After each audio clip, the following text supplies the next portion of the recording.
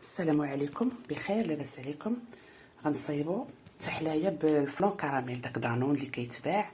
غنديرو دابا السكر ديالنا، السنيده تعود لينا كراميل هي الاولى. عاد باش نبداو في الفلون ديالنا، نبقاو نحركو فيها مره ونحركوها تدوب وتكون على نار مهيله بزاف.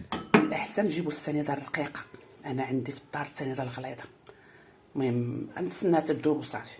دابا ملي دابت لينا السنيده شوفوا كي ولات، غنخوي فيها واحد 4 العواشقات صغار ديال الماء وبعدوا وجهكم.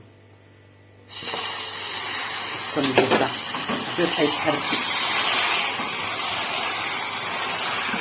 لحد ما ديك المدوب. ملي ولاتنا سائله بحال هكا غنطفيو عليها، نحطوها تبرد شي شويه ونديروها في الكيسان بين ما صايبنا الفلون.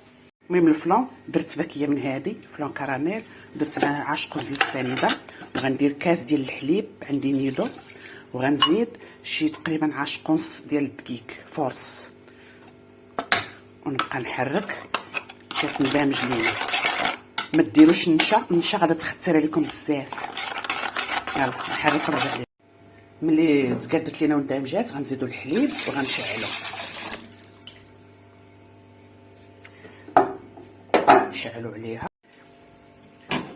دابا داك الفلون داك الكراميل اللي شاط لينا غنخويوه هنايا ونبقاو نحركوه باش ما يكرمش ليا، حيت باقي الحليب بارد. معرفتوش كي غادي يجي.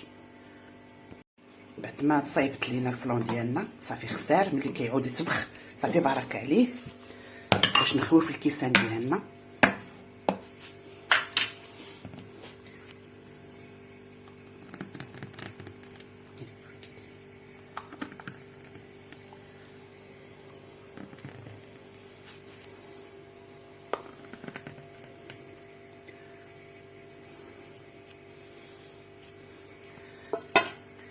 صافي ونحطوه حتى يبرد درجه المطبخ عاد باش نديروه في الثلاجه. المهم ها الفلون كراميل ديالنا شوفوا كي جا بحال ديال الحانوت، جا رائع بزاف. صافي بالصحه والراحه.